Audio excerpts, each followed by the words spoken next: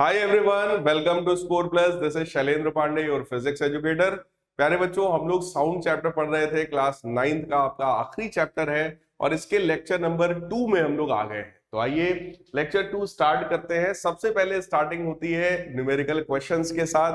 मैंने आपको previous lecture में एक फॉर्मूला बताया था, तो आइए सबसे पहले उस फॉर्मूले की बात मैं आपसे कर लेता हूं, फिर आते हैं इस क्वेश्चन पर, न्यूमेरिकल पर। मैंने आपको एक फॉर्मूला बताया था कि v जो होता है that is equal to F lambda, यानी कि अगर हम लोग किसी भी वेव की बात करते हैं तो उस वेव की वेलोसिटी, उसकी फ्रीक्वेंसी और उसके वेवलेंथ में रिलेशन होता है v is equal to F lambda. जबकि फ्रीक्वेंसी का मतलब होता है number of waves per unit time, यानी number of oscillations per second.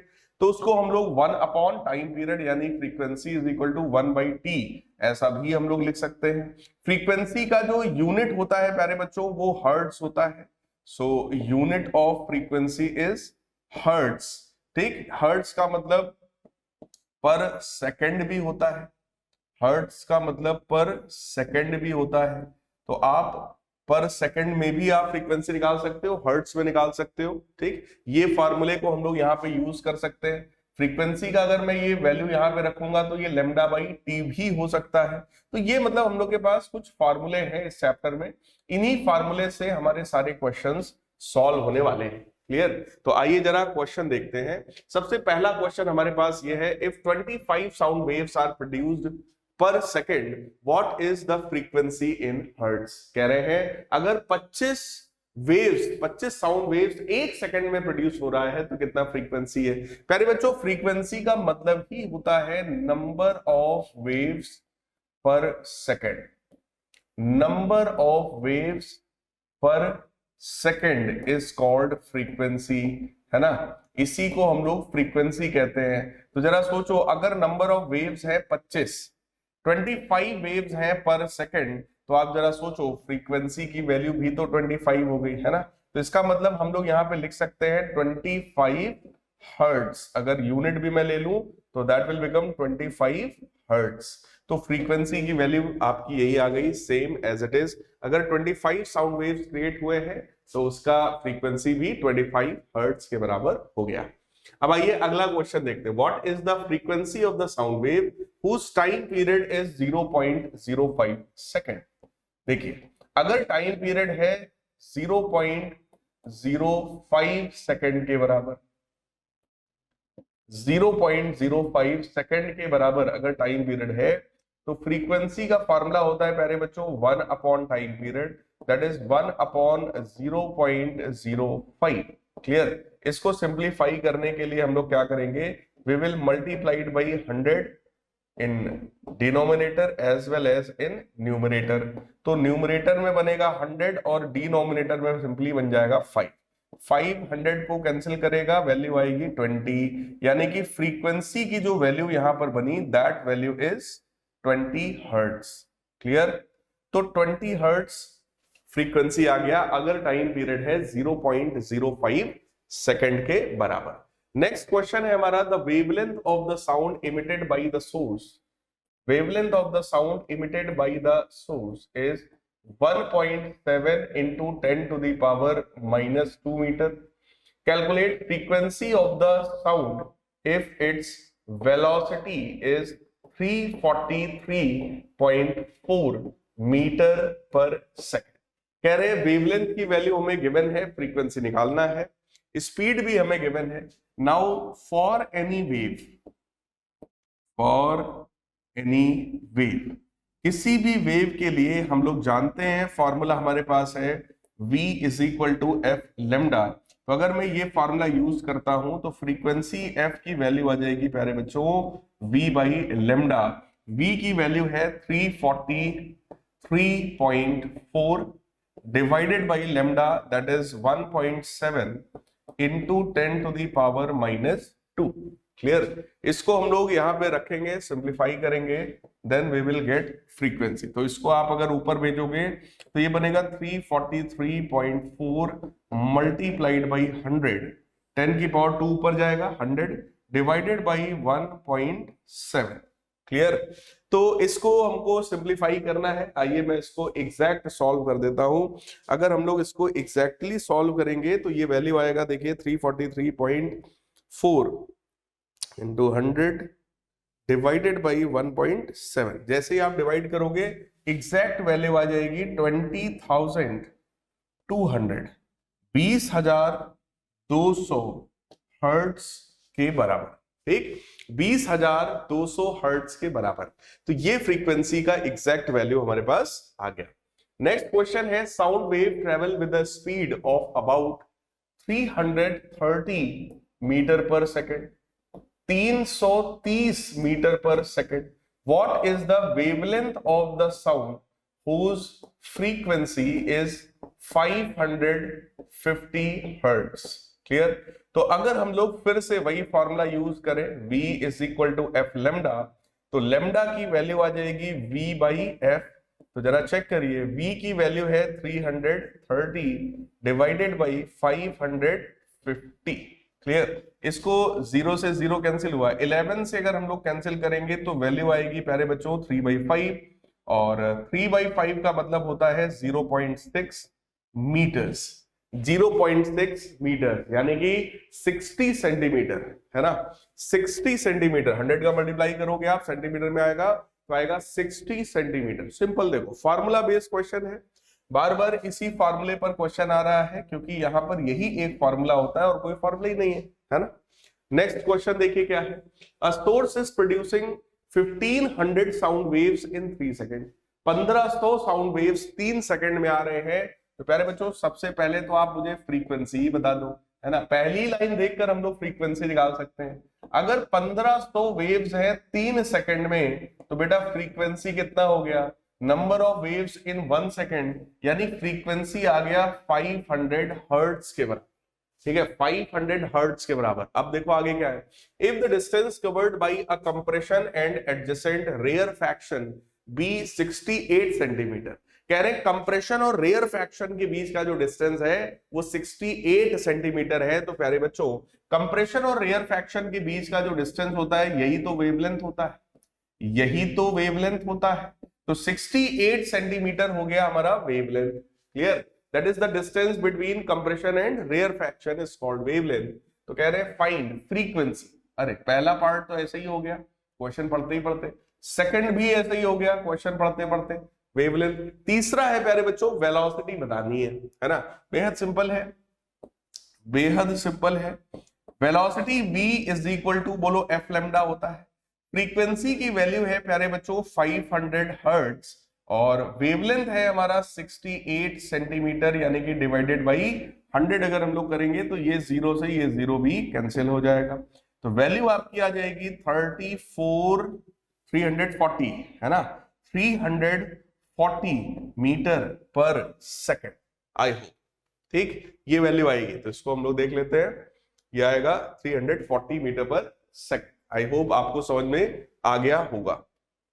Next, हाँ जी, अब आगे हम लोग अपने कॉन्सेप्चुअल पार्ट पर। देखो जो फार्मूला मैंने प्रीवियस क्लास में डिराइव करवाया था, उस फार्मूला पर बेस्ड मैंने आपको 5-6 न्यूमेरिकल क्वेश्चंस भी करा दिए हैं ताकि आपको कॉन्फिडेंस आ जाए। अब आइए अपने अगले कॉन्सेप्ट पर चलते हैं। Next concept we have is production of sound, यानी कि साउंड कैसे प्रोड्यूस होता है। तो देखो बोल तो मैं भी रहा हूं, साउंड को अभी मैं भी प्रोड्यूस कर रहा हूं। कैसे प्रोड्यूस हो रहा है, यहाँ पर जो वोकल कॉर्ड्स होती है ना, उनके वाइब्रेशन की वजह से। कभी भी बोलते समय इस जगह पर अपनी हाथ लगाइएगा ऐसे, है ना, दबाना नहीं भाई साहब, है ना, ऐसे हाथ लगाना खाली। ठीक, ऐसे हाथ लगा करके बेटा ऑब्जर्व करो, आपको कुछ वाइब्रेशन फील होगा, है ना। वहां पर क्या होता है, वोकल कॉर्ड्स होती है जो वाइब्रेट हो रही होती है। इसका मतलब प्यारे बच्चों क्या है, इसका मतलब प्यारे बच्चों क्या है, जरा देखिएगा। Sound is produced when an object vibrates, moves back and fourth rapidly. यानी कि साउंड तब प्रोड्यूस होता है जब कोई ऑब्जेक्ट वाइब्रेट करता है, किसी ऑब्जेक्ट में कोई वाइब्रेशन होता है, तब वहां पर साउंड प्रोड्यूस होता है। In other words sound is produced bye a vibrating object. Sound जो होता है प्यारे बच्चों वो एक वाइब्रेटिंग ऑब्जेक्ट की वजह से ही प्रोड्यूस होता है। अ vibrating object which produces sound has a certain amount of energy which travels in the form of sound waves. यानी कि जो वाइब्रेशन यहां पर क्रिएट होता है ना, वाइब्रेटिंग ऑब्जेक्ट की वजह से जो साउंड क्रिएट होता है वो एनर्जी के रूप में ट्रेवल करता है। तो देखो लिखा है the vibrating object which produces sound has certain amount of energy which travels in the form of sound wave। यानी कि साउंड अपने साथ एनर्जी लेकर के कैरी करता है। और वैसे भी ये किसी भी वेव की प्रॉपर्टी होती है कि wave carry energy and momentum with itself. कोई भी वेव अपने साथ एनर्जी और मोमेंटम कैरी करती है।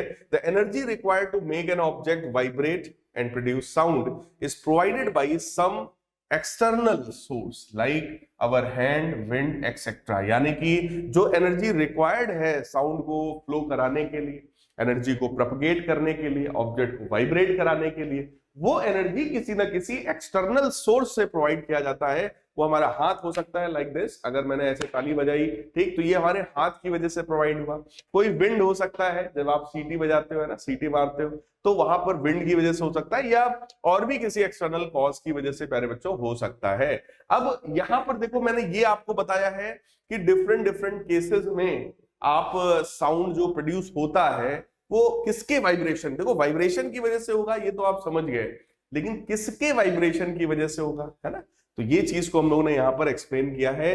The buzzing sound of a bee और mosquito is produced by vibration of their wings. यानी कि उनके अपने विंग्स की वजह से जो वाइब्रेशन होता है, उस वाइब्रेशन की वजह से आवाज क्रिएट होती है। ठीक है, किसकी आवाज, जो मॉस्किटो मच्छर की होती है, या मधुमक्खी जो भिन भिन भिन भिन करती है ना, तो वो जो आवाज होती है that is due to vibration of their wings, उनके विंग्स की वाइब्रेशन की वजह से। The sound in sitar, veena और गिटार, है ना, ये म्यूजिकल इंस्ट्रूमेंट्स हैं, is produced by vibration of the stretched strings. यानी कि जो वायर्स वहां पर टाइट किए जाते हैं, किसी भी गिटार में आप सोचो, सितार में सोचो, वायर होता है ना, तो वो वायर में वाइब्रेशन की वजह से, गिटार बजाने का तरीका क्या है, हाथ में एक ऐसा पिन लिए होते हैं, उसी से उसको प्लग करते रहते हैं, है ना। ऐसे जब आप प्लग करते हो तो वो जो वायर उसमें लगा हुआ है प्यारे बच्चों, वो वाइब्रेट होता है, उसके वाइब्रेशन की वजह से ही वहां पर साउंड क्रिएट होता है। The sound of our voice is produced by vibration of two vocal cords. हम लोग के पास वोकल कॉर्ड्स होती है, उसी वोकल कॉर्ड का वाइब्रेशन होता है भाई साहब, इस वजह से आप आवाज प्रोड्यूस कर पाते हो। इन अवर throat caused by air coming from lungs। यानी कि हमारे लंग से जो एयर आती है, उसी एयर की वजह से वो वोकल कॉर्ड्स क्या करते हैं, दे वाइब्रेट, और उनके वाइब्रेशन की वजह से साउंड क्रिएट होता है। वही साउंड अभी आपको सुनाई पड़ रहा है। द साउंड ऑफ ड्रम और तबला, है ना, तबला भी सब लोग समझते हो भाई, तक धनाधन, is produced by vibrations of its skin। यानी कि उसकी जो स्किन होती है ना, आउटर, जिसको आप पीटते हो भाई, मेम्ब्रेन जो है जिसको हम लोग पीट रहे हैं, है ना, तो उसकी वजह से जो वाइब्रेशन क्रिएट होता है, उसी की वजह से तबले से आवाज आती है। The sound of a flute और बांसुरी, बांसुरी जो होता है उसमें एयर कॉलम होता है ना, that is due to vibration of air enclosed in the flute tube. जब आप बड़े होंगे, क्लास 11th में आएंगे, तो आप इसी को और डिटेल में पढ़ोगे, है ना, और डिटेल में इसको आपको पढ़ाया जाएगा ऑर्गन पाइप्स के through. So the sound of school bell, school bell में, स्कूल में घंटी बजती है ना, तो स्कूल बेल का जो आवाज है that is due to vibration of an iron और brass plate when it is hit by any hammer. जब किसी हैमर से हम लोग उस पे हिटिंग करते हैं, तो वो आयरन का प्लेट होता है, ब्रास का प्लेट होता है, उसी प्लेट पर तो ऐसे ऐसे हम लोग हथौड़ा मारते हैं ना, उससे वहां पे घंटी बजती है, तो उसकी आवाज आती है। द साउंड इन रेडियो और टेलीविजन, रेडियो या टेलीविजन में अगर देखा जाए तो वो वहां पर भी वाइब्रेशन होता है, and that is due to vibration of the thin diaphragm of the speaker. Speaker में भी अगर आप लोग देखोगे तो एक बहुत ही पतला सा डायफ्राम होता है, ठीक है, उसके वाइब्रेशन की वजह से ही स्पीकर में भी साउंड क्रिएट होता है। कभी भी किसी स्पीकर पे देखिएगा, हाथ लगाकर वूफर पे, कोई ना कोई एक वाइब्रेटिंग चीज आपको वहां पर फील होगा, है ना। सो वाइब्रेशन ही मेन कारण है साउंड के प्रोडक्शन। क्लियर। तो साउंड जो है वो क्यों प्रोड्यूस होता है, तो एक सिंपल सा आंसर हम दे सकते हैं, it is due to vibration. अगर वाइब्रेशन ना होता, ठीक, तो साउंड भी प्रोड्यूस भाई साहब नहीं हो सकता था। क्लियर है। In most of the cases sound producing object vibrate so fast that we can not see vibrations with our eyes. Feel कर सकते हो, आईज से दिखाई नहीं पड़ेगा, अब मैं बोल रहा हूं वोकल कॉर्ड वाइब्रेट हो रही है, लेकिन बाहर से दिखाई नहीं पड़ रहा है, ठीक। हाथ रखोगे फील हो सकता है। ऐसे स्पीकर है, ठीक, स्पीकर में भी इस तरीके से वाइब्रेशन होता है, तो कई बार दिखाई पड़ता है, कई बार नहीं भी दिखाई पड़ता है, लेकिन हाथ रख करके फील करोगे भाई साहब, तो जरूर आपको वो वाइब्रेशन फील होगा। क्लियर। तो कहने का मतलब कोई भी वाइब्रेटिंग ऑब्जेक्ट जो होता है वो इतना फास्ट वाइब्रेट करता है कि हमें पता नहीं चलता है। गिटार का वायर है, प्लग करके आप छोड़ोगे, दूर से देखने पे कुछ पता नहीं चलेगा कि भाई साहब क्या वाइब्रेशन हो रहा है, नहीं हो रहा है। क्लियर। लेकिन वो वाइब्रेट तो कर रहा है ना। तो इस तरीके से प्यारे बच्चों साउंड का जो है वो प्रोडक्शन होता है। और डेप्थ में अगर हम लोग चलते हैं तो इस डिस्कशन से हमें ये पता चला sound can be produced by following method. Sound को आप ये मेथड से प्रोड्यूस कर सकते हो। क्या है मेथड हमारे? सो बाय वाइब्रेटिंग स्ट्रिंग्स, किसी स्ट्रिंग को वाइब्रेट करा करके हम लोग कर सकते हैं, जैसे किसी गिटार में होता है ना, किसी सितार में होता है। देखो सितार में इस तरीके से होता है ना, सरस्वती माता लेकर के सितार बैठती हैं, तो वो ये जो है, ये जो वायर्स इसमें लगे हुए हैं, स्ट्रिंग्स जो लगी हुई हैं, उसी को प्लग करते हैं हम लोग, तब उससे आवाज आती है। बाई वाइब्रेटिंग एयर, एयर की वजह से, जैसे कृष्ण भगवान हमारे बांसुरी बजाते हैं, है ना, तो ये बांसुरी में क्या होता है, जब एयर हम लोग ब्लो करते हैं, एयर फूकते हैं उसमें हम लोग अंदर, तब जाकर के इसमें से आवाज आती है, तो एयर कॉलम होता है वो वाइब्रेट करता है। तीसरा है बाई वाइब्रेटिंग मेम्ब्रेन्स, है ना, कोई वाइब्रेटिंग मेम्ब्रेन हो सकता है, जैसे तबला में होता है ना, तबला हो गया, ढोलक हो गया, उसमें जो वाइब्रेटिंग मेम्ब्रेन्स हैं, तो उनकी वजह से भी जो है साउंड क्रिएट हो सकता है। Next one is by vibrating plates, है ना, कोई वाइब्रेटिंग प्लेट्स हो सकता है, लाइक इस तरीके, जैसे मंजीरा है ना, मंजीरा, ढोल मंजीरा बजाते हैं ना, ऐसे ऐसे करते हैं, तो उसकी वजह से भी साउंड प्रोड्यूस हो सकता है। तो साउंड प्रोड्यूस होने के लिए अल्टीमेटली वाइब्रेशन चाहिए, वो स्ट्रिंग का हो सकता है, एयर का हो सकता है, मेम्ब्रेन का हो सकता है, या किसी प्लेट का वाइब्रेशन भी हो सकता है। क्लियर है प्यारे बच्चों? आई होप समझ में आ रहा होगा भाई साहब, बहुत ही आसान कॉन्सेप्ट है, कुछ भी इसमें कठिन नहीं है। ये सब ऐसी चीजें हैं जिसको आप अपनी डेली लाइफ में अपने आसपास ऑब्जर्व करते हो, सुनते हो, है ना, तो उसको थोड़ा सा बस और समझने की जरूरत है। Sound needs a material medium to travel. प्यारे बच्चों साउंड लॉन्गिट्यूडिनल वेव है, ये तो आप सब लोग समझ ही गए हैं। पिछली क्लास में हम लोगों ने खूब वेव्स के बारे में डिस्कशन किया था। ट्रांसवर्स वेव, लॉन्गिट्यूडिनल वेव क्या है, किसमें क्रस्ट और ट्रफ है, किसमें कंप्रेशन, रेयरफैक्शन है, ये सारी चीजें आपने पढ़ा है, ठीक है। वेव की एक कैटेगरी और होती है, मैकेनिकल वेव और non mechanical wave. Clear. Mechanical waves वो होती हैं जिनको ट्रेवल करने के लिए एक मटेरियल मीडियम की रिक्वायरमेंट होती है। बिना मटेरियल मीडियम के मैकेनिकल वेव ट्रेवल नहीं कर सकता। लेकिन प्यारे बच्चों नॉन मैकेनिकल वेव्स वो होती हैं विच डजंट रिक्वायर एनी मीडियम, जिनको किसी भी मीडियम की भाई साहब कोई जरूरत नहीं है। क्लियर। तो अगर मीडियम की जरूरत है तो मैकेनिकल वेव, और अगर मीडियम की जरूरत नहीं है तो उसको क्या बोलेंगे? Non mechanical wave. क्लियर। तो यहां पर देखिए आपको ये बताया गया, the substance through which sound travel is called medium. जिस जगह पर, जिस सब्सटेंस के थ्रू साउंड ट्रेवल कर रहा है उसको हम लोग क्या बोलते हैं? मीडियम बोलते हैं। Medium can be solid, liquid और गैस। मीडियम आपका सॉलिड भी हो सकता है, लिक्विड भी हो सकता है, और वो गैस भी हो सकता है। और मैं आपको बताऊं साउंड जो है वो सॉलिड, लिक्विड और गैस तीनों में प्रोपगेट कर सकता है, तीनों में प्रोपगेट कर सकता है। ठीक। तो साउंड जो है देखो लिखा है, solid, liquid, gases are called material medium. The sound needs material medium like solid, liquid और gas to travel and be heard. Sound को ट्रेवल करने के लिए एक मीडियम की रिक्वायरमेंट है। इसका मतलब यह भी हो गया कि साउंड एक मैकेनिकल वेव है। साउंड प्यारे बच्चों कैसा वेव है? Sound is a mechanical wave, है ना। एक पॉइंट और क्लियर हो गया, साउंड आपका कैसा वेव है?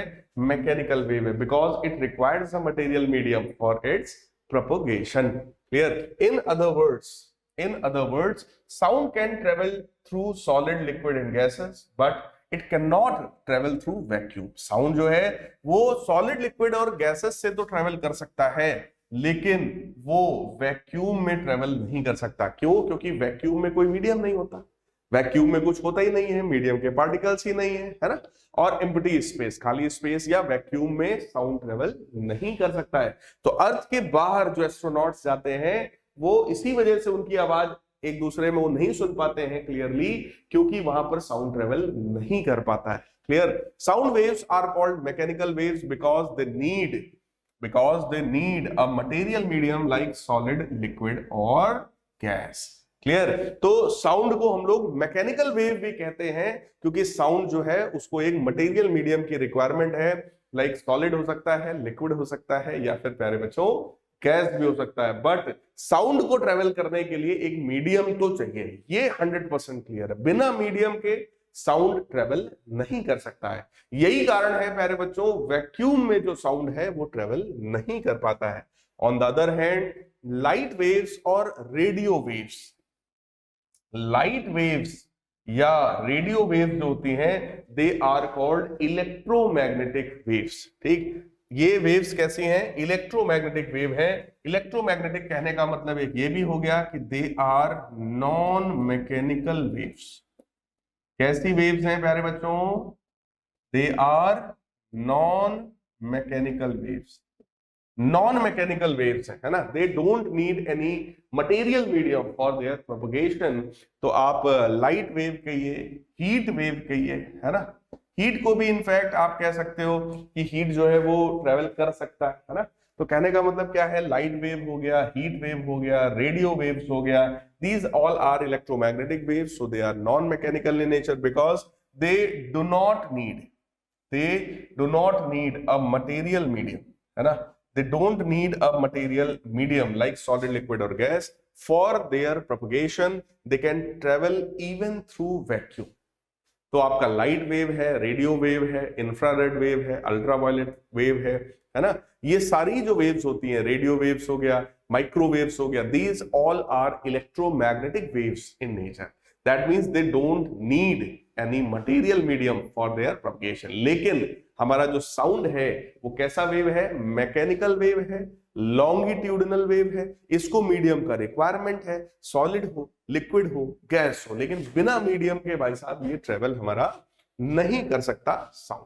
क्लियर। स्पीड ऑफ साउंड की बात करते हैं। देखो स्पीड ऑफ साउंड अगर मैं आपको बताऊं तो सबसे ज्यादा साउंड की स्पीड होती है सॉलिड में। प्यारे बच्चों, सॉलिड के जो मीडियम पार्टिकल्स है बहुत पास होते हैं, सबको पता है, और उनका वाइब्रेशन भी बहुत फास्ट हो सकता है ना। जबकि लिक्विड में मीडियम पार्टिकल कंपैरेटिवली दूर है, उनका भी वाइब्रेशन हो सकता है, बट वो सॉलिड से कम होगा। लेकिन गैसेस की बात करें तो उसके मॉलिक्यूल दूर है और उनमें वाइब्रेशन बहुत ज्यादा पॉसिबल नहीं हो पाता। इसीलिए साउंड की स्पीड सबसे ज्यादा सॉलिड में है, देन लिक्विड में है, एंड देन गैस में। अगर मैं एक नॉर्मल टेम्परेचर पर बात करता हूं साउंड के लिए, तो आयरन में अगर मैं आपसे कहूं तो आयरन में साउंड की स्पीड लगभग 5000 मीटर पर सेकंड है, लगभग 5000 मीटर्स पर सेकंड आयरन में। ठीक, वाटर में अगर मैं बात करूं तो 1500 मीटर पर सेकंड है, मतलब 1500 मीटर पर सेकंड। जबकि एयर में बात करें तो 340 metre per second, 340 metre per second के आसपास ही होता है। तो कहने का मतलब सबसे ज्यादा स्पीड कहां पर है? सबसे ज्यादा स्पीड होती है सॉलिड में। अब आइए देखते हैं कि स्पीड ऑफ साउंड जो है वो पहली बात कहां कितनी है और वो किन किन फैक्टर्स पर डिपेंड करती है।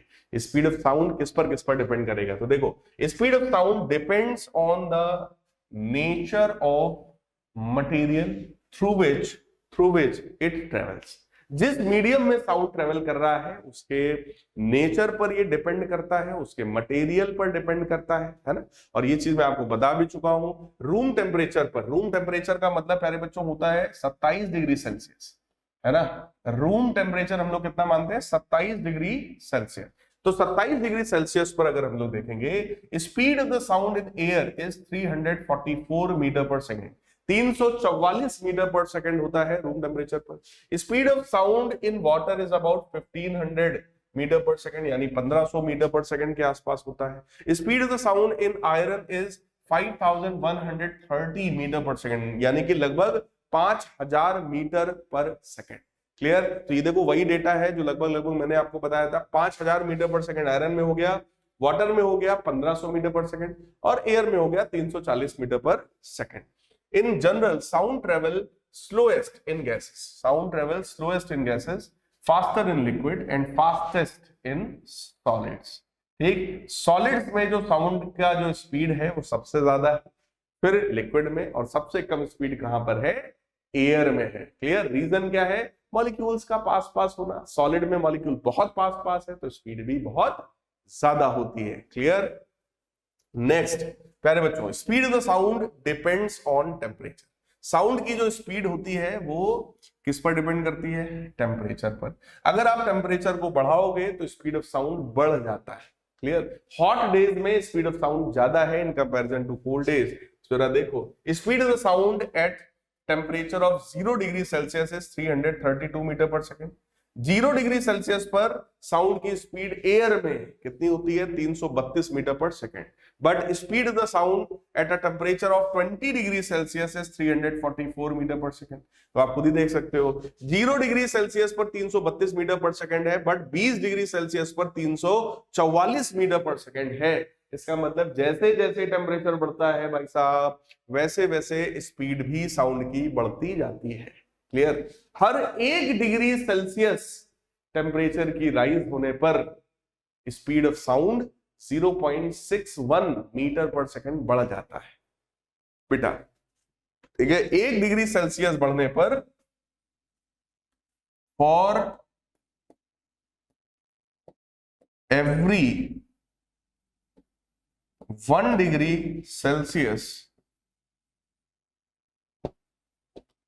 rise in temperature, 1 degree Celsius अगर टेम्परेचर राइज होगा, then speed of sound increases by 0.61 metre per second. तो आप समझ लो, स्पीड ऑफ साउंड में 0.61 मीटर पर सेकेंड का इंक्रीमेंट आ जाएगा हर 1 डिग्री सेल्सियस राइज होने पर। In fact the temperature of air rises, the speed of the sound in air also increases. जैसे जैसे आप एयर का टेम्परेचर जो है बढ़ाते जाओगे, उसमें जो साउंड होगा उसका स्पीड भी प्यारे बच्चों बढ़ता चला जाएगा। Clear? Next one is the speed of the sound depends on the humidity of air. Sound की जो स्पीड होती है वो ह्यूमिडिटी पर भी डिपेंड करती है। क्लियर? ह्यूमिडिटी पर डिपेंड करती है। कारण उसका होता है बेटा डेंसिटी। रीजन क्या होता है? डेंसिटी। ठीक, डेंसिटी की वजह से स्पीड ऑफ साउंड पर फर्क पड़ जाता है। ह्यूमिड एयर का जो डेंसिटी है, ह्यूमिड एयर का है ना, मॉइस्ट एयर का जो डेंसिटी है, that is less than the density of dry air. The density of dry air, dry air की डेंसिटी बेटा ज्यादा है, ह्यूमिड एयर की डेंसिटी कम है। इसी वजह से ह्यूमिड एयर में जो स्पीड है वो ज्यादा है in comparison to dry air. Humid air में साउंड की स्पीड ज्यादा है in comparison to dry air. ठीक, देखो अभी मैं आपको बहुत ज्यादा फॉर्मूला नहीं बता रहा हूं, बट आप 11th में जब आओगे तब आप एक फॉर्मूला पढ़ोगे, speed of the sound is equal to under root gamma P by rho. Gamma P by rho, ये लाप्लास करेक्शन फार्मूला है। न्यूटन साहब ने, समझ लो आप, मोटा मोटा समझ लो, न्यूटन साहब ने फार्मूला बताया था, और एक कोई साइंटिस्ट रहे होंगे लाप्लास, उन्होंने कुछ करेक्शन करने के बाद ये फार्मूला बनाया था। ठीक, तो ये न्यूटन फार्मूला मान लो, Newton formula for speed of sound gamma P by rho. ठीक, गामा क्या है वो बात की बात है, जब आप पढ़ोगे समझ में आएगा। पी प्रेशर है और रो डेंसिटी है बेटा। ठीक, देखो यहां से देख के इतना तो समझ में आ रहा है कि अगर कांस्टेंट प्रेशर हो, गामा भी कांस्टेंट हो जाए, तो हम ये तो बोल सकते हैं, speed the sound is inversely proportional to square root of density. Clear? Square root of density. इसका मतलब क्या हुआ? अगर डेंसिटी बढ़ेगी तो स्पीड घटेगी, अगर डेंसिटी घटेगी तो स्पीड बढ़ेगी। क्लियर? और मॉइस्ट एयर जो होता है, ह्यूमिड एयर जो होता है, उसमें बेटा सोचो, उसमें वाटर के मॉलिक्यूल्स होते हैं, है ना। ह्यूमिड एयर, मॉइस्ट एयर अगर होगा तो उसमें वाटर के मॉलिक्यूल्स होंगे। नॉर्मली सोचो एयर में कौन से मॉलिक्यूल्स होते हैं? एयर में क्या होता है नॉर्मली? सोचो जरा, एयर में भैया नाइट्रोजन होगा, एयर में ऑक्सीजन होगा, मेजॉरिटी तो यही पार्ट होता है ना, 99% तो यही है, रिमेनिंग 1% में बाकी सब होते हैं, जो CO2 हो गया और भी गैसेस हो गई, है ना। तो मेनली तो यही पार्ट्स हैं। तो जरा सोचो, नाइट्रोजन की अगर आप बात करते हो, तो 1428 बोलो, इनका मॉलिक्यूलर 28 इसका मॉलिक्यूलर वेट होता है ना। ऑक्सीजन का अगर मैं लिखता हूं तो 32 हो गया। ठीक, कार्बन डाइऑक्साइड का मैं लिखूंगा तो 44 हो गया मॉलिक्यूलर वेट। क्लियर? इनकी जगह पर अगर वाटर है, इनकी जगह पर अगर वाटर है तो वाटर का बेटा कितना होता है, वाटर का कितना होता है, ऑक्सीजन का 16 और हाइड्रोजन का 2, यानी कि वाटर का कितना है भाई साहब 18। ठीक, वाटर का मॉलिक्यूलर वेट कितना है प्यारे बच्चों 18, 18। तो इसका मतलब 28, 32, 44 वालों को हटाकर अगर आप वाटर डालोगे तो वाटर तो हल्का है ना, वाटर तो इसके कंपैरिजन में हल्का है भाई साहब। इसका मतलब क्या हुआ, इसका मतलब ह्यूमिड एयर हल्का हो गया, जिसमें वाटर होगा वो हल्का हो गया, ड्राई एयर जो है वो भारी है। क्लियर, तो डेंसिटी किसकी ज्यादा है, डेंसिटी ज्यादा है ह्यूमिड की, सॉरी ड्राई की। ठीक, डेंसिटी कम किसकी है, ह्यूमिड एयर की। लेकिन बच्चों को उल्टा लगता है, उनको अपोजिट लगता है, उनको लगता है सर ह्यूमिड एयर है तो वाटर भी आ गया, वाटर आ गया तो सर और भारी हो जाना चाहिए, तो डेंसिटी बढ़ जानी चाहिए। ऐसा नहीं होता है।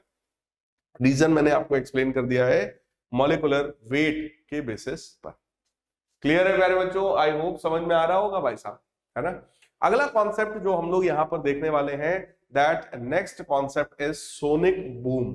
ठीक, सोनिक बूम क्या होता है, जब कोई इस तरीके का एयरक्राफ्ट बहुत फास्ट स्पीड से मूव करता है, यानी कि साउंड की स्पीड से फास्ट मूव करता है, यानी speed of this aircraft should be greater than speed of sound. Sound की स्पीड से ज्यादा होना चाहिए। साउंड की स्पीड एयर में कितनी होती है 340 मीटर पर सेकेंड, मोटा मोटा लगभग 340 मीटर पर सेकेंड। तो जब एयरक्राफ्ट की स्पीड 340 मीटर पर सेकेंड से भी फास्ट होती है, तब वो सोनिक बूम क्रिएट करता है। सो मेनी ऑब्जेक्ट्स, देखिए जरा, many objects such as aircrafts, bullet, rockets etc travel with a speed which is greater than the speed of the sound. They are said to have supersonic speed. Supersonic speed का मतलब यही होता है, if the speed is greater than the speed of sound, it is said to be supersonic speed. अगर speed जो है aircraft की हो, बुलेट की हो, किसी भी चीज की स्पीड अगर साउंड की स्पीड से ज्यादा है तो उसी को बोलते हैं सुपरसोनिक स्पीड।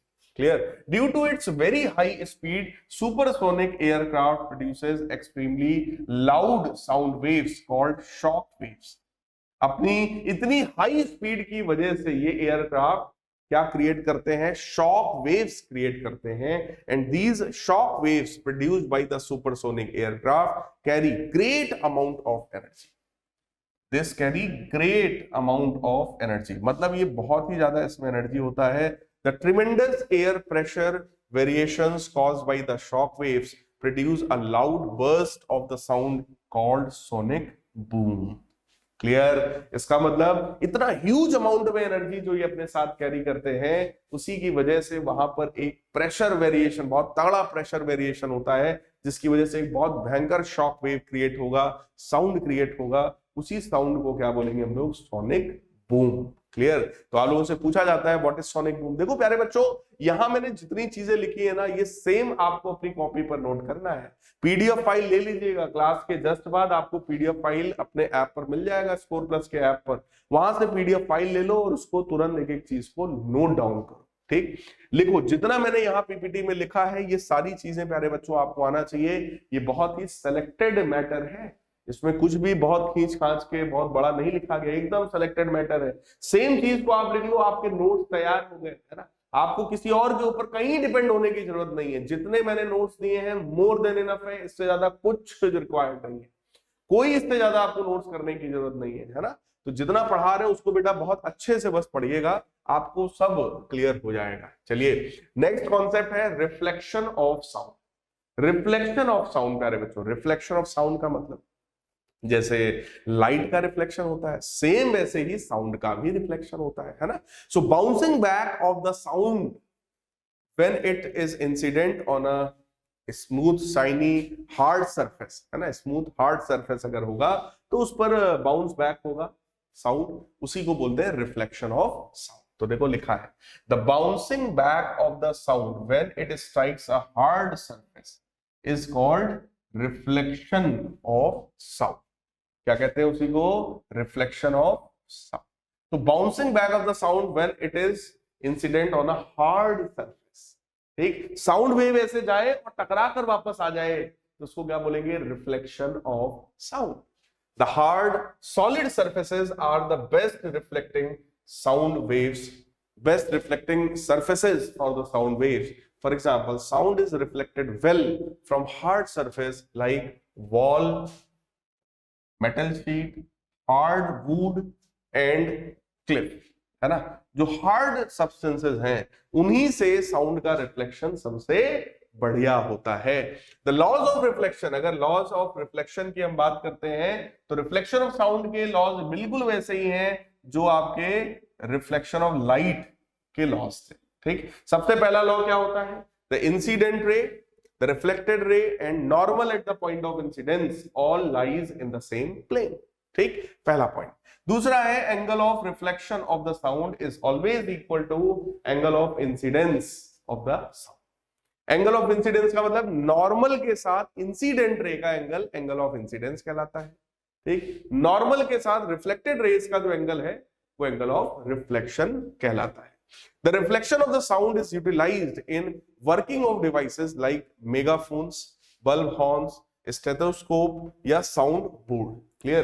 ये चारों नाम आपको याद होना चाहिए। रिफ्लेक्शन ऑफ साउंड में पूछा जाता है कि भाई रिफ्लेक्शन ऑफ साउंड का यूज हम लोग कहां करेंगे, तो these are 4 instruments in which we will use the principle of reflection of sound. क्या क्या है? मेगाफोन है, बल्ब हॉर्न्स है, स्टेथोस्कोप है और आपका साउंड बोर्ड है। क्लियर? फिर एक बहुत इंपॉर्टेंट कॉन्सेप्ट प्यारे बच्चों, ये लेक्चर समझ लो इस चैप्टर की जान है। ये सेकंड लेक्चर जो मैं पढ़ा रहा हूं ये इस पूरे चैप्टर की जान है। तो अगला जो बहुत इंपॉर्टेंट कॉन्सेप्ट है जो पूछे जाने के चांस बहुत ज्यादा है, दैट इज इको। इको क्या होता है जरा देखिए। The repetition of sound caused by reflection of the sound wave.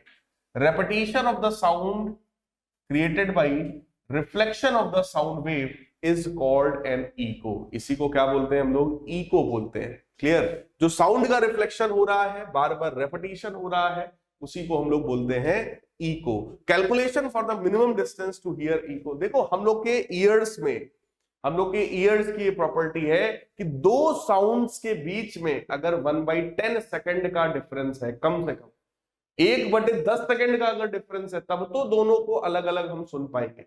Otherwise वो दोनों मिक्स हो जाएगा और वो हम उसको सेपरेटली सुन नहीं पाएंगे, समझ नहीं पाएंगे, आइडेंटिफाई हम नहीं कर पाएंगे। Clear? The human ear can hear 2 sounds separately only if the time interval of 1/10 second, 1/10 of a second between 2 sound waves, यानी कि कम से कम मिनिमम कितना टाइम होना चाहिए? 1/10 सेकंड्स का टाइम इंटरवल होना चाहिए। This means that we can hear original sound and reflected sound. जैसे मैं बोलूं, मान लो इधर दीवार है, मैंने बोला, वो आवाज यानी साउंड गया, टकरा कर वापस आया। ठीक, तो टकरा कर जो वापस आया है और जो गया है, दोनों के बीच में टाइम इंटरवल कितना होना चाहिए? 1/10 seconds. 1/10 seconds. Clear? Separately, only if there is a time interval of at least 1/10 of a second between them. कम से कम कितना होना चाहिए? 1/10 सेकंड का टाइम इंटरवल होना चाहिए। अब देखो जो फॉर्मूला हम लोग को पता है, तो हमारे पास सिंपल सा फॉर्मूला है भाई, speed is equal to distance upon time होता है। ये फॉर्मूला तो हम सभी को पता है, स्पीड बराबर डिस्टेंस अपॉन टाइम। साउंड की स्पीड कितनी है? 340 मीटर पर सेकंड। एग्जैक्ट ले लें तो 344 metre per second, 344 metre per second. लेकिन ये कब होती है? 344 मीटर पर सेकंड कितने टेम्परेचर पर बात हो रही है? तो ये बात हो रही है at 20 degree Celsius, at 20 degree Celsius, 20 degree Celsius पर प्यारे बच्चों, 20 डिग्री सेल्सियस पर। ठीक, 344 मीटर पर सेकंड स्पीड होती है। डिस्टेंस अपॉन टाइम, टाइम कितना है? 0.1। टाइम कितना है भाई साहब? यहां से साउंड का जाना और वहां से टकरा के आना, कितने में कम से कम कितना समय होना चाहिए? 1/10 सेकेंड्स। 1/10 मतलब 0.1 सेकंड। क्लियर? तो 0.1 सेकंड अगर मैं यहां रखूंगा, क्रॉस मल्टीप्लाई करूंगा, तो जरा चेक करिएगा, जरा चेक करिएगा। ठीक है, कितना डिस्टेंस उस साउंड को ट्रेवल करना पड़ेगा? साउंड को 34.4 मीटर का मिनिमम डिस्टेंस ट्रेवल करना पड़ेगा। यानी कि साउंड ये सोर्स है मान लो, और ये हमारा रिफ्लेक्टिंग सरफेस है। साउंड यहां से जाएगा, रिफ्लेक्टिंग सरफेस से टकरा करके आएगा, ठीक। इतने पूरे में उसको कितना डिस्टेंस ट्रेवल करना पड़ेगा, 34.4 मीटर। अगर ये डिस्टेंस x है तो ये भी तो x होगा, यानी कि प्यारे बच्चों 2x डिस्टेंस हमारा 34.4 मीटर के बराबर होगा। तो x कितना होगा, दैट इज 34.4 डिवाइडेड बाई 2, तो x की वैल्यू आ जाएगी 17.2 मीटर्स के बराबर। यानी कि ई को प्रोड्यूस करने के लिए 20 डिग्री सेल्सियस पर अगर ई को प्रोड्यूस करना है तो प्यारे बच्चों जो सोर्स है और जो सरफेस है जहां से रिफ्लेक्ट होकर साउंड वापस आएगा, उनके बीच का मिनिमम डिस्टेंस कितना होना चाहिए, 17.2 मीटर्स के बराबर। क्लियर। देखिए इस तरीके का सीन होना चाहिए, वो पर्सन वहां से बोल रहा है, ये कोई दीवार है जहां से साउंड रिफ्लेक्ट होकर वापस जाएगा, तो वहां से साउंड आएगा, यहां से रिफ्लेक्ट होकर वापस जाएगा, और इतने में कम से कम उसको कितना डिस्टेंस चलना है, 34.4 मीटर। यानी कि ये डिस्टेंस कितना होगा, 17.2 मीटर्स के बराबर। तो देखो सेम चीज को मैंने यहां पर लिखा हुआ है क्या, so our distance from the sound reflecting surface to hear an echo should be half of 34.4 metres, और 34.4 मीटर्स का हाफ कितना होता है, दैट इज 17.2 मीटर्स। क्लियर है। आई होप आपको ये समझ में आ गया होगा, ये डायग्राम जिसमें ये शो किया जा रहा है कि ई को प्रोड्यूस करने के लिए मिनिमम डिस्टेंस 17.2 मीटर होना चाहिए। क्लियर। लेकिन कितने टेम्परेचर पर, 20 डिग्री सेल्सियस। मैं बार बार आपको ये बात बता रहा हूं, 20 डिग्री सेल्सियस पर ऐसा होगा। क्लियर। यानी कि अगर टेम्परेचर अलग होगा तो ये डिस्टेंस भी भाई साहब अलग हो जाएगा, क्योंकि जैसे जैसे टेम्परेचर बढ़ाओगे बोलो साउंड की स्पीड बढ़ेगी, साउंड की स्पीड अगर बढ़ेगी तो ये डिस्टेंस भी बढ़ेगा। क्लियर। तो जरा चेक करिए, this distance will change with temperature, this distance will change with temperature of the air. Actually speed of the sound in air increases with increasing temperature, so the speed of sound in air will be more on hot day than on cold day. Since speed of the sound is more on hot day पर जब temperature ज्यादा होगा तो sound का speed भी ज्यादा होगा, sound का स्पीड अगर ज्यादा होगा तो ये डिस्टेंस भी ज्यादा होगा। Hence an echo is heard sooner on a hot day than cold day। ठीक। गर्मी के दिनों में जो इको है वो जल्दी सुनाई पड़ता है क्योंकि उस समय स्पीड ज्यादा है साउंड का। Clear. In comparison to hot days. चलिए फिलहाल आगे बढ़ते हैं। Man claps his hands near a mountain and hears the echo after 4 seconds। If speed the sound under these conditions be 330 meter per second, calculate distance of the mountain from the man। देखो ये कोई man है, ये कोई man है, और ये कोई आप मान लीजिए ये कोई पहाड़ है। ठीक। ये कोई पहाड़ है।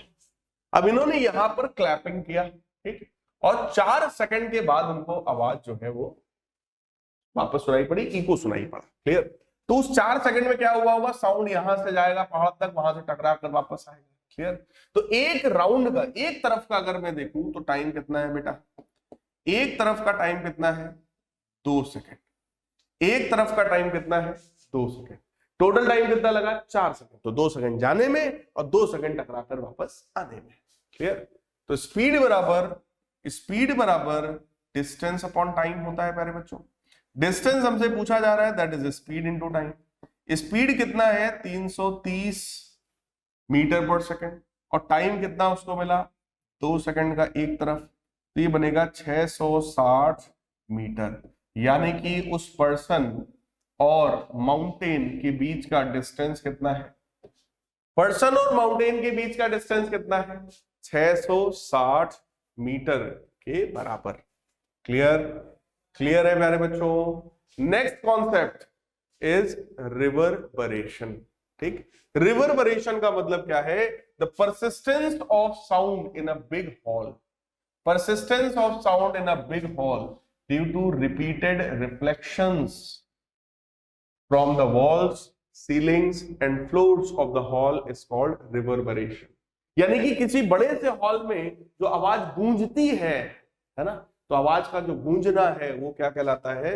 रिवर्बरेशन. देखो शॉर्ट रिवर्बरेशन जो होता है वो तो डिजायरेबल है ना, थोड़ा सा रिवर्बरेशन तो डिजायरेबल होता है, वो भी कंसर्ट हॉल्स. यानी कि जब म्यूजिकल कंसर्ट कोई होता है, कोई सिंगर बढ़िया गाना गा रहा है, डीजे चल रहा है, तो वहां छोटे हॉल में तो मान लो रिक्वायर्ड होता है, ठीक, क्योंकि वो साउंड की क्वालिटी को इंक्रीज कर देता है, because it gives life to the sound and boost the sound level.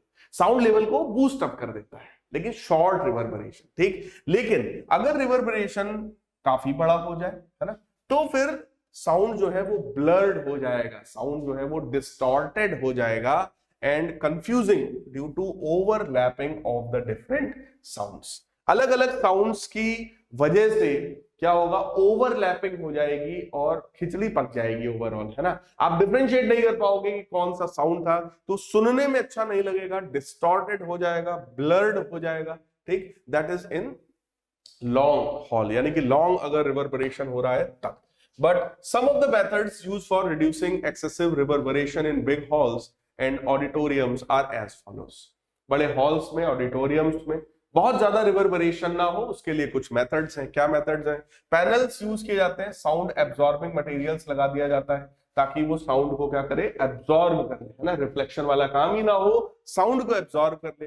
Carpets बिछा दिए जाते हैं, है ना, कारपेट्स भी साउंड को एब्जॉर्ब करते हैं. हैवी कर्टेन्स, भारी पर्दे लगाए जाते हैं. विंडोज उसमें लगा दिया जाता है टू एब्जॉर्ब साउंड, है ना. इसीलिए आपने ये बात फील किया होगा कि अगर कोई हॉल एकदम खाली है, वहां कुछ ना हो, ठीक, तो उसमें रिवर्बरेशन ज्यादा होता है इन कंपैरिजन टू वहां पे कोई अलमारी रखी हो, कोई कुर्सी मेज रखा हो, सोफा रखा हो, बेड रखा हो, पर्दे टंगे हो, तो वहां पर यही रिवर्बरेशन कम होता है, क्योंकि these are absorbers of the sound.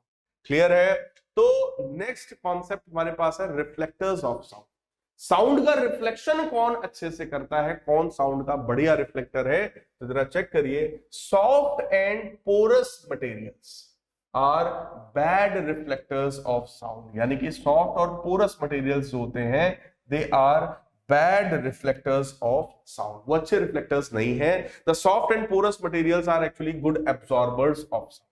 ये साउंड के बढ़िया एब्जॉर्बर होते हैं. हार्ड सरफेस जो होता है वहीं से साउंड बढ़िया रिफ्लेक्ट होता है, लेकिन जो सॉफ्ट सरफेस है वो साउंड को एब्जॉर्ब करने का काम करता है. We can hear more clearly in a room having curtains, because curtains are bad reflectors of sound.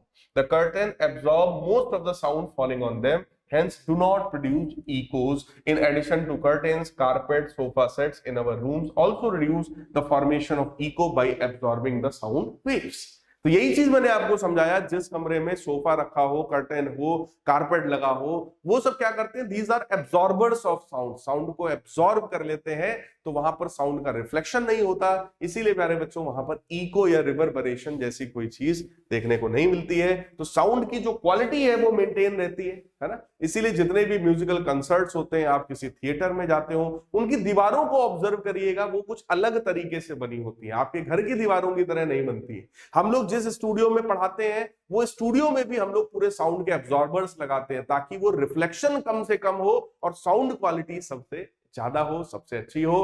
तो प्यारे बच्चों, ये था हमारा आज का lecture. I hope interesting lecture था, आपको सुनने में, समझने में मजा आया होगा. थियोरेटिकल था, बहुत ज्यादा कोई टफ न्यूमेरिकल इसमें नहीं बनते हैं, आसान आसान सी चीजें आती हैं. मिलते हैं अपने नेक्स्ट लेक्चर में, और अगले ही चैप्टर में, अगले ही लेक्चर में ये चैप्टर आपका फिनिश हो जाएगा और हमारा 9th का पूरा सिलेबस कंप्लीट होगा. इसके बाद हम लोग और न्यूमेरिकल सीरीज लेकर आएंगे और प्रैक्टिस सेशंस लेकर आएंगे. अगर आप लोग कमेंट करेंगे तो लाइव सेशंस भी लेकर के आएंगे. क्लियर है प्यारे बच्चों? जम करके मेहनत करते रहिए, पढ़ते रहिए. मिलते हैं अपने नेक्स्ट लेक्चर में, तब तक के लिए गुड बाय, टेक केयर.